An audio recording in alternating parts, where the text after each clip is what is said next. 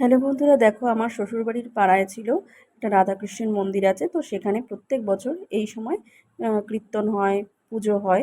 তো চলে গেছিলাম একটু সন্ধেবেলা কীর্তন দেখতে। তো ছোট করে একটা মেলাও বসেছিল দেখো, ফাঁকা জায়গাগুলোতে।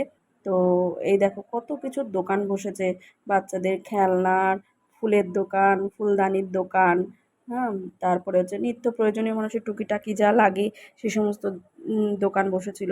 তা এছাড়া খাবারের দোকান তো আছে।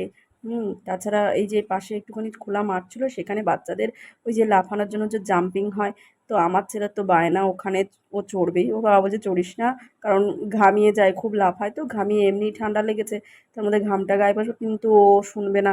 ঠিক আছে, এই যে বাচ্চাদের এই গাড়িগুলোও এসেছিলো, বাচ্চারা সব চড়ছিল, যেগুলো আমরা দীঘাতে দেখে থাকি বেশিরভাগ সময়, আর বেশি বেশি বড় বড় শপিং মলে দেখি।